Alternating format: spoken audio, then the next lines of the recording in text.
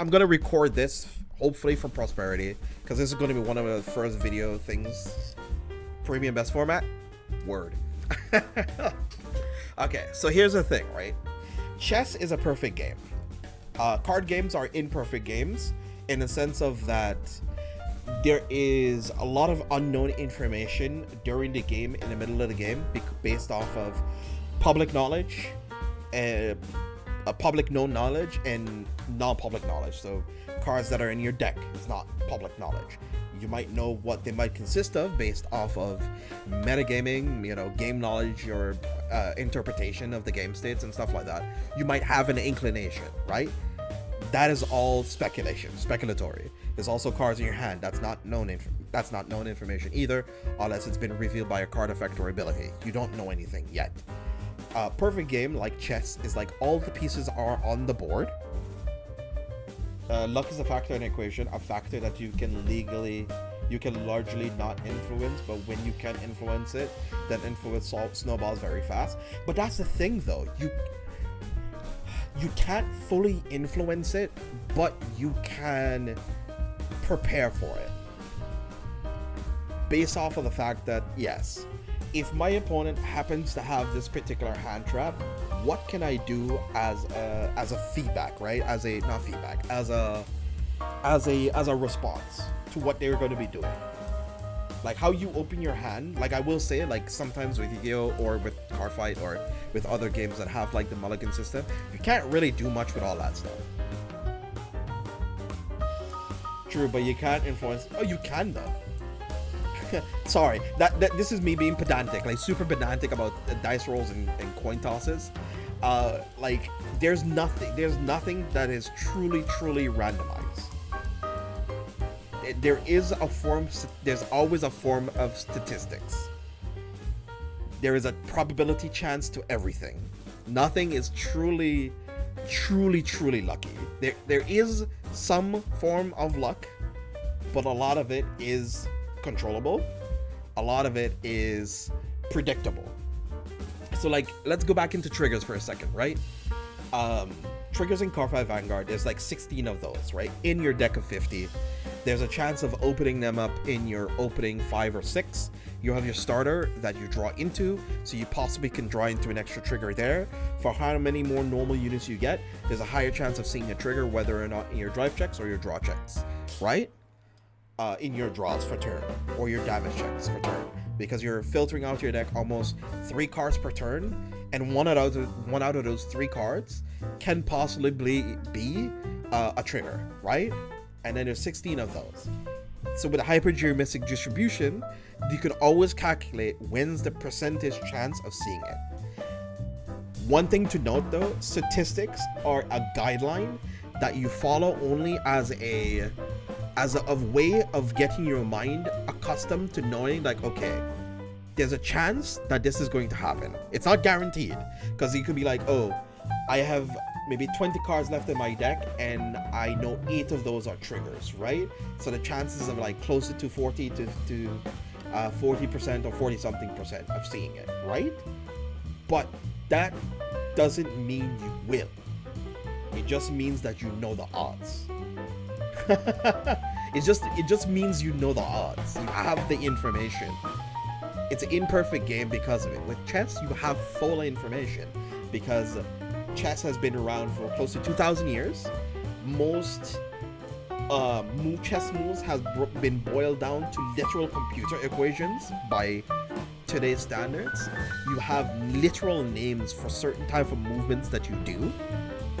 Like Queen's Gambit, for example, stuff like that, based off of the actual show. By the way, if you watch that show, it's actually pretty godlike. And so I get very like irked sometimes when I hear like people say like, oh well, a game is just based off of luck, it doesn't matter. It does matter. it does. It's learning how you're gonna deal with it. Chess is solved. If a 3000 ELO bots play it, it's always draws. Yeah, chess is a solved game. Card games are not solved games, which is one of the reasons why it attracts a lot of people, because of the random chance of it. It's why do people play blackjack, for example, or people play poker, because of the random chance. I mean, house always wins in most majorities. Statistically speaking, you have a higher chance of getting a better payout if you play blackjack, because that is also random towards the house too. So the only way that both of you can ever lose money into it is that if you are choosing worse odds based on your situation. So if you're running hot, learn when to cash out and leave. That's sort of like decision making and stuff like that, When you look at the endless pit to calculate where it's worth the gambit of fish damage heal, or that probability is higher, and that they will check a crit, and then it comes on more to probability and what gamble you're willing to take. Exactly, Typo. It's like learning to calculate that gamble is one of the biggest issues that I realized that like a lot of beginning card fighters have. Because I sometimes have it too. I have an issue a lot that I sometimes make mistakes with attack patterns. Either my attack patterns are bad because I'm bad at numbers myself. I'm horrifically bad at like, if I get a trigger here, should I actually be attacking this order or the incorrect order? There's sometimes I have it in my brain to attack the correct order. I still attack the incorrect order. I still make that mistake all the time. So I recognize it in other players as well when they do the same thing, whether or not they're like, I will attack with something smaller. You get a defensive. The thing that is supposed to be bigger, if I got a trigger, no longer hits anymore. Or you put them in a situation that, you're attacking for 12, but you attacked with a 13k column that if you got a trigger on it, it becomes 23. So now they need to use 15k shield, but you attacked with a 13, then you get a trigger, and now you're attacking with a column that's now 22 or 27, which then changes a lot of like how you're guarding, how your opponent's going to be guarding some of these attacks. You know what I mean? I only notice that with decks that I myself play or test against a lot. Yeah. My mentality is infinite universe mentality. Everything will happen somewhere to someone. The question is I am the someone today. All right, Doctor Strange, I see you. But that's kind of like the mentality I have a lot when it comes to card games, or like I'm doing commentary for card games too. Like if I'm like fully studied up into the meta or into the decks that I'm playing with myself or playing on ladder, or I get an idea from like the professional players within the scene, because the professional players see this game in a completely different facet from I do, right? What I explain to you is like a glimpse of what some of these professional players actually see sometimes at a regular basis, right? I have a rudimentary idea, like these guys who are consistently topping events or going to Worlds or topping 1CSs, BCSs, Pro Tours, Pro events, etc. Like all that stuff fluctuates and changes. But I'm just saying that luck is a large factor, but it's not the biggest factor. So if anybody wants to know more information of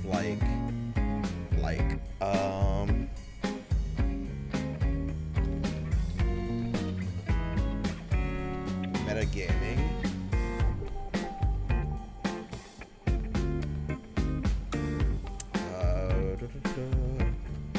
wiki. There's like a whole Wikipedia article. So I can show it to you guys here. So you can go to the Wikia, where it actually talks about metagaming and game theory, like where it comes from. It talks about the prisoner's dilemma, talks about the metagame analysis, like what is the best things to consider, like whether with the prisoner's dilemma, like I forgot what it was again. I know it's a game theory. Yeah, there we go. With two rational agents for whom to cooperate to benefit, to betray their partner. Yeah. Like whether or not somebody will do something that will betray the whole group or benefit the whole group. Or like there was also another game, a game show that also did that, where two contestants would sit in a chair and like one would say, hey, I'm going to take the money, you say split it. But then in doing so, you can then sow distrust in your opponent. Be like, well, if he's gonna take the money and not splitting it with me, if I don't split it, then we both lose. If I take the money too, and he doesn't, like, if I take the money, he tries to go to take the money, then we both lose it. Stuff like that happens. And like knowing how to mind game your opponent into trying to decide it. If you don't sit with the whole hypergeometric calculator to check stats when you're deck building, then you're tripping.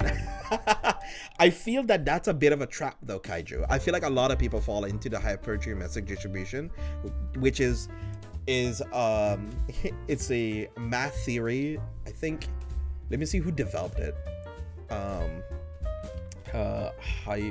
Is it hypo or hyper? Okay, hypergeometric distribution.